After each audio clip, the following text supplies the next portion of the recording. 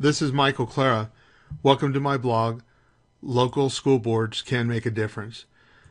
The title of this PowerPoint presentation is Race to the Top Grant Selection Criteria for 2012 and 2013. And I'm just kind of doing this to clean up some rough edges based on some questions that I've gotten over the last couple of days in response to some previous blog postings on this particular issue.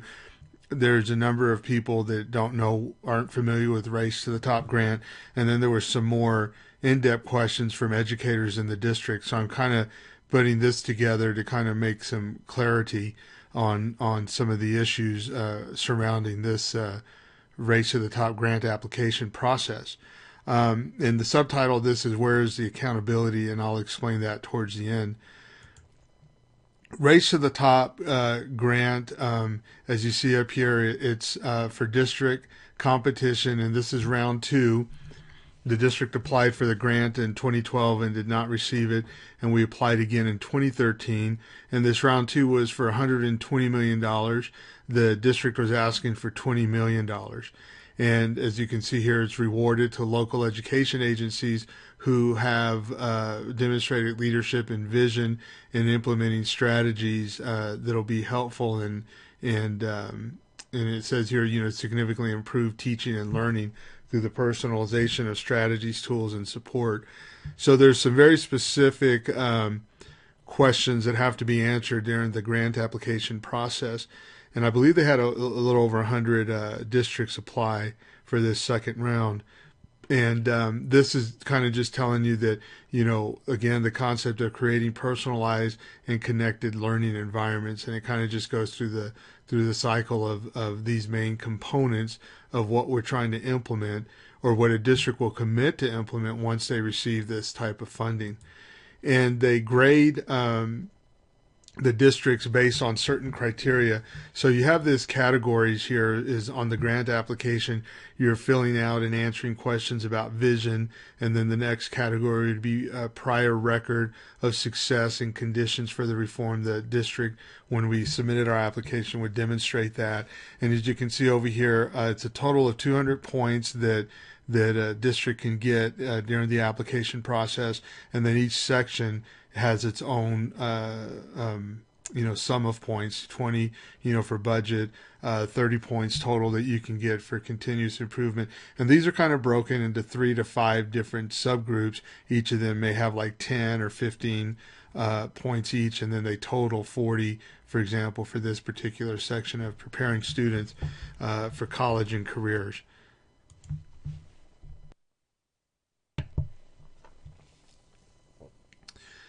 So what happened was last year, I got on the board in January of 2013, and apparently in 2012, when the district submitted this grant 2 years ago, and they were not awarded the grant, the superintendent never reported back to the school board, and no one on the school board apparently ever asked for a copy of the evaluation and to see why we did not get the grant in 2012. So on June 28th, 2013, the week prior to this, I had sent an email to the superintendent asking for this information. And then on a previous blog, I pointed out, and this is on video, that at the September 17th school board meeting, I was quoting this information here about the evaluation and the things that we had missed out on, but the other board members acted like they never received it, and so it was, and then they wanted to talk more about how did I get it, why they don't have it, and that kind of stuff, than the issue at hand. So I brought up, and the reason this came up when you look at the previous blog in September 17 was because the following month in October, this last fall, we were submitting another grant. And it was my desire that we would learn from that and learn from the previous year and not duplicate the same mistakes, and perhaps in 2013 be awarded the grant. Then what happened was nothing ever came of it, never heard anything in December. So in January, when we received our agenda for this meeting on Tuesday and a memorandum that the superintendent sends out on a weekly basis, all during the month of December, he never mentions whether we obtain the grant Race to the Top or not. So I sent him an email asking for it when I saw that it wasn't on his memo or on the agenda, and then he replies to me and sends it to everybody on the school board, and he gives me the link. And so I look at the evaluation for the 2013 grant application that we had submitted, and was just beside myself at the issues that were missing. And so we did not obtain the grant in the end of in December 2013, and it was because missing data, lack of transparency, low expectations, no consistent record of student achievement, no plan to address the needs of our diverse population. So what is a bit concerning for me, or underscores the, highlights for me the reason why I'm a little frustrated and upset that we didn't receive it, is because it appears that we didn't take advantage of some of the things that were out there. For example, on August 1st of last year, the U.S. Department of Education sends out a document on Race to the Top and gives and says, here are some suggestions on how to make a winning application and how to include the information that's going to help you win. And you see demonstrated their prior success. So they actually give you the examples of the prior year. And it's interesting that here in the Department of Education, they recognize that there's value to looking at the successful applications. And then there was this organization called Pearson Grants Team studied each of the successful applications and identified 10 winning strategies. And here are 3 of the findings. So they go through and talk about last year and how the grant applications won and how you can apply that knowledge to this year in 2013 and perhaps increase your chances of being awarded the grant.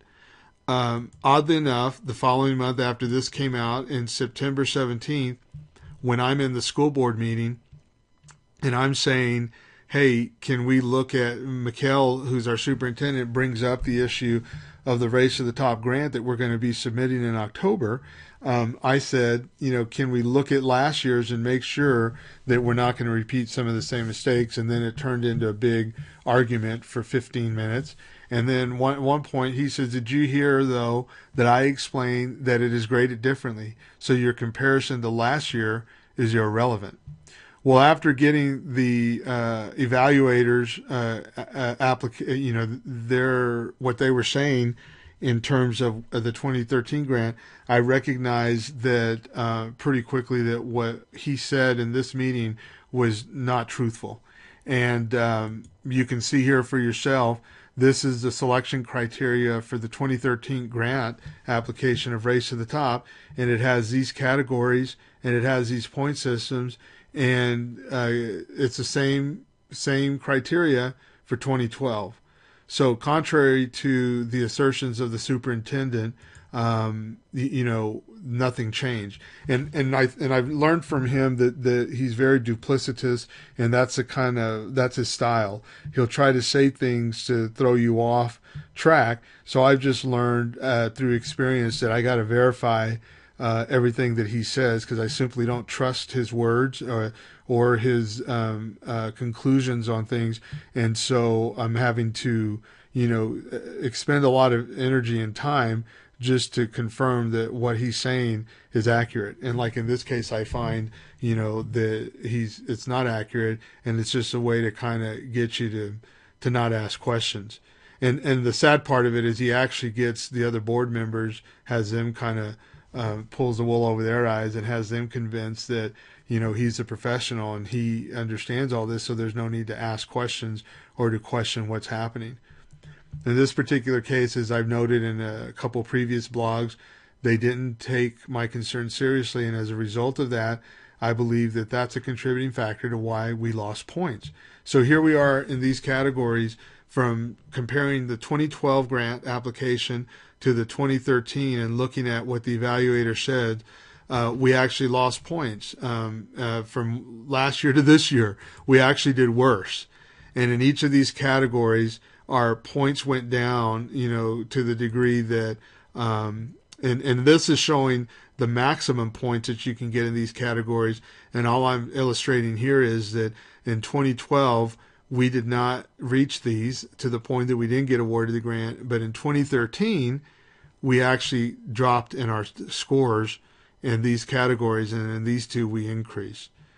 So there was one minor change in the B category, and if you recall, the B category over here would be called prior record of success. They did change, they eliminated one of the categories here.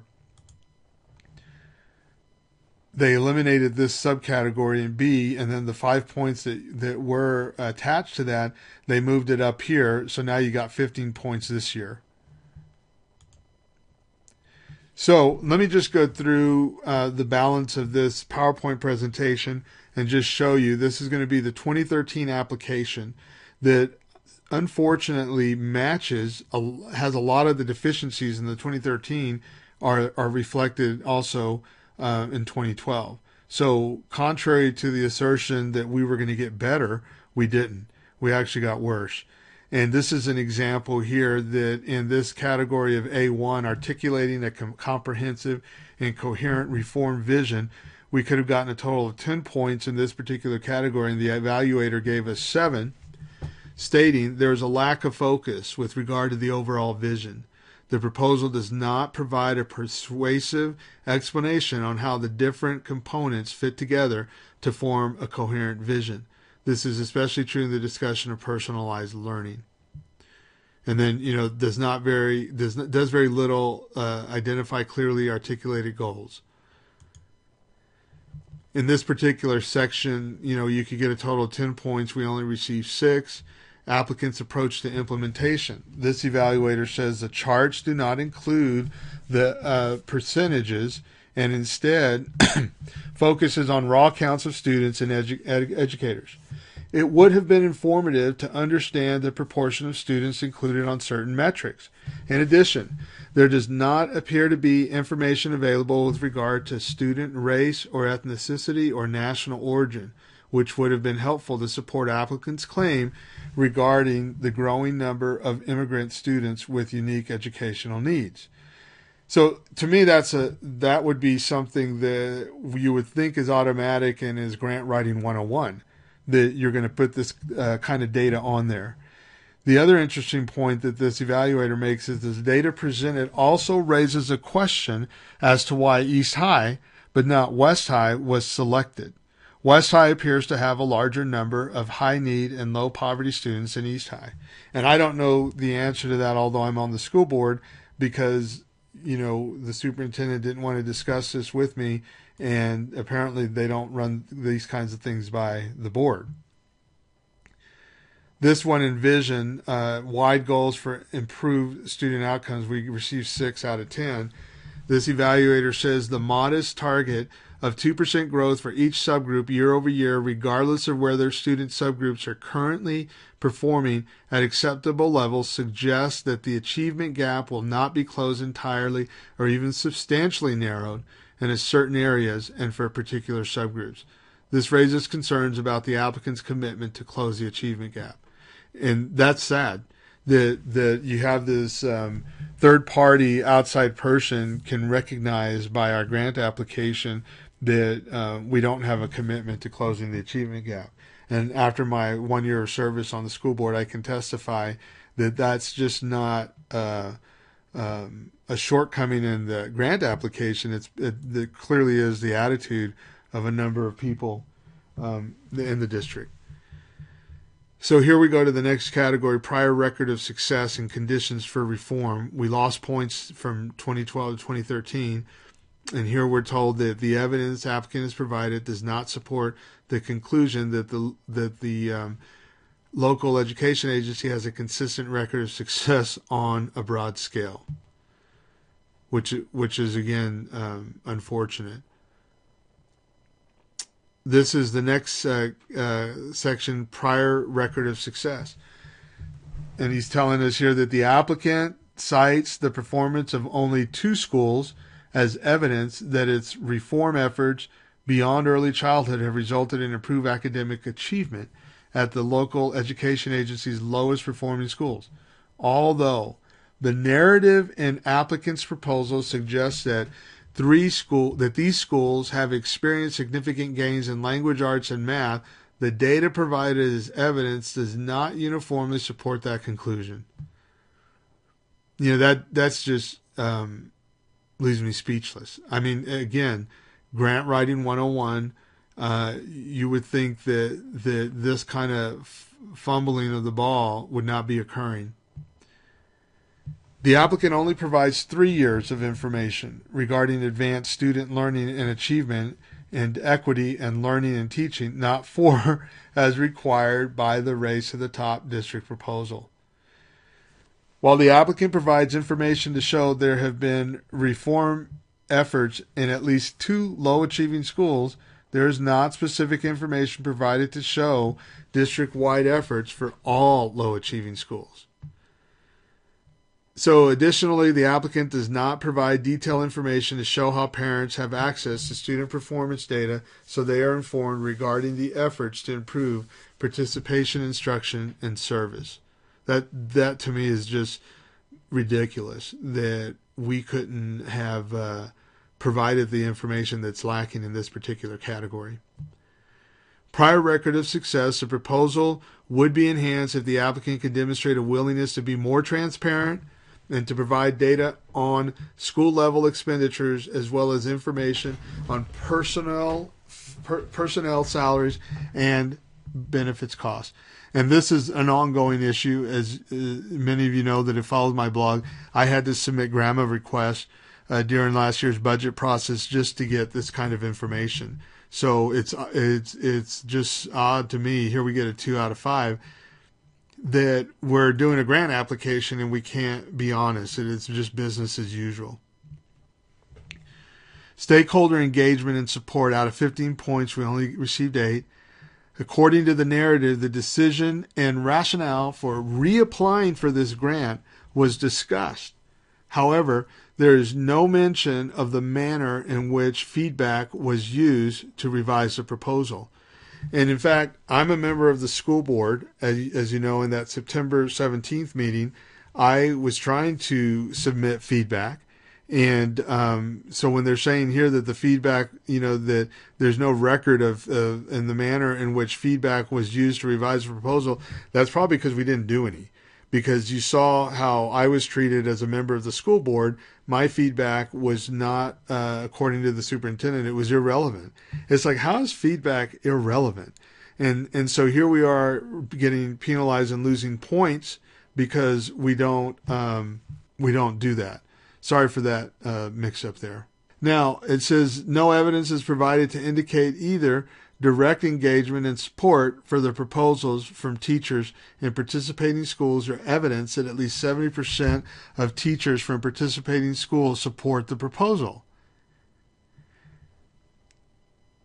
Let's read that again. He says no evidence is provided to indicate that either direct engagement and support for the proposal from teachers in participating schools or evidence that at least 70% of the teachers from participating schools support the proposal. See, so that was one of the grant requirements, but of course we can't fulfill that for whatever reason. How hard is that to get the buy-in of our teachers? Preparing students for college and careers. We dropped in that category also. Here's one of the reasons the evaluator gives. Out of 20 points, we only received 15. The applicant's plans lack clarity as to the various components will work. The proposal narrative does not contain any substantive discussion to make clear that each student will have individual learning goals. There is no discussion on how such a plan will be generated. Most of the programs from partnership of varying types and duration, which may make it difficult to manage in a way that ensures all students are served, In addition, there does not appear to be any significant discussion of college and career readiness standards beyond implementation of Common Core standards and new assessments. That's crazy. Here we only get 50% of the points that we could have received, and this is under preparing students for college, teaching, and leading. It does not appear that the groundwork that needs to be accomplished prior to receipt of an award has been done. It does not seem feasible to conduct many of the tasks described in the proposal to support teaching and leading within the time frame provided and in a way that will facilitate fulfillment of the applicant's goals. Therefore, the applicant's approach may not enable educators to effectively implement personalized learning environments and strategies that meet students' academic needs or to readily adopt content and instruction. So, this just gets more depressing the more I read it. Here again, 10 points. We only received 50% of what we could have. The applicant does not provide any detailed information regarding the process to recruit educators for hard-to-staff schools or teachers who will teach special education or specialty subjects. Now, let me here make a point that if you've followed what's going on in the Salt Lake School District over the last year, in February of 2012, I wanted to have a discussion about the high turnover rate of teachers in these hard-to-staff schools. And the board president said, in the meeting at the time, the superintendent wouldn't talk about it because he said it wasn't on the agenda. When I requested to put it on the agenda, I'm told, no, we're not going to do it because it's not part of their priorities. So I eventually filed a complaint with the Office of Civil Rights, and they're currently investigating our district for this very reason. And here we are in an application process. We have no way of putting that in there because we're not doing it. We have no plan on how to recruit educators for hard-to-find schools. There is no mention of professional development training. The timeline provided professional training is unclear, as trainers will not have been hired to train teachers before they enter the classroom to implement the proposed activities. The applicant does not present a specific timeline or goals for the plan presented. That's just ridiculous. Next section, here again, we lose points again.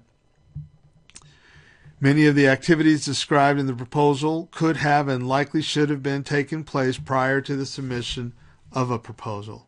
And this is the kind of same stuff, by the way, and I think I've mentioned it, but it's the same stuff that we did in the previous in the previous grant application. And clearly, here we are, we did worse this year. The applicant does not describe how the proposed strategies will give students the opportunity to earn credit on demonstrated mastery. Again,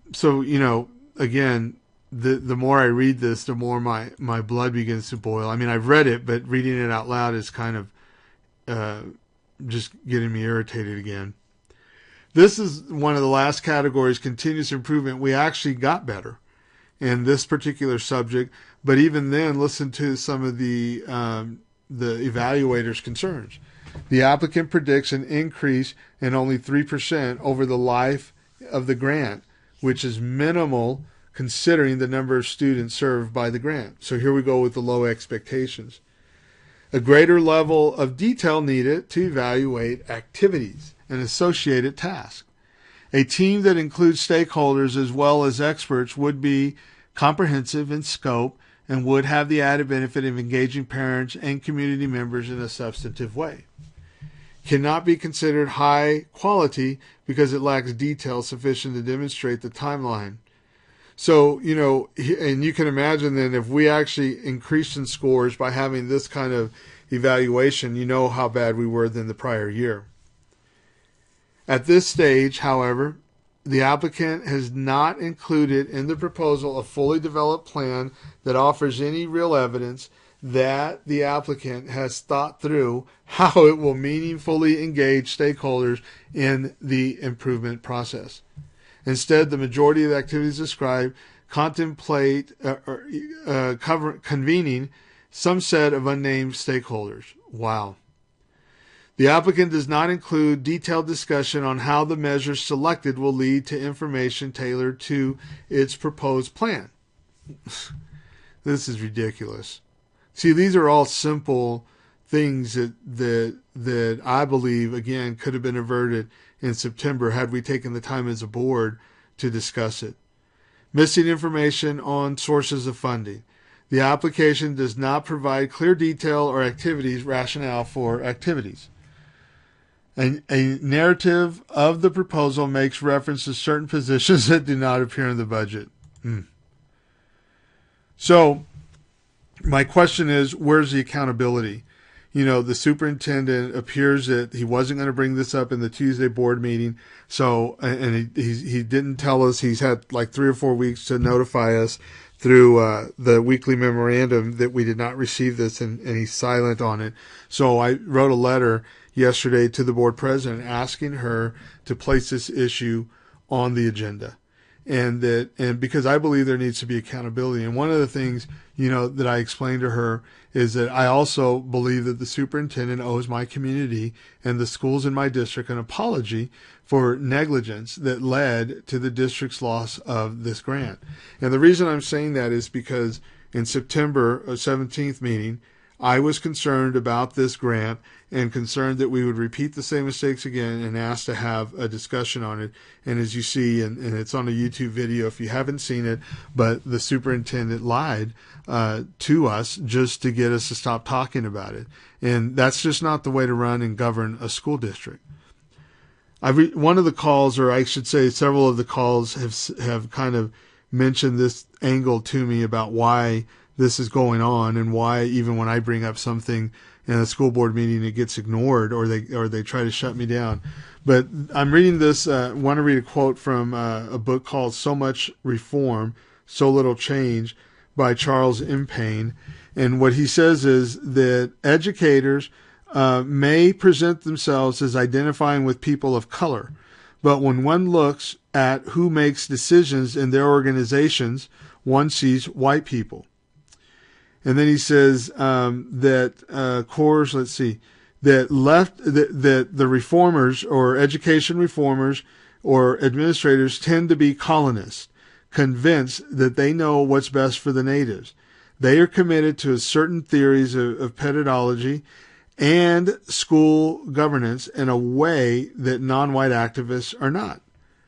When people of color don't share those theories, haven't read the sacred text, don't speak the approved language of reform, educators feel entirely justified in excluding them from real decision making.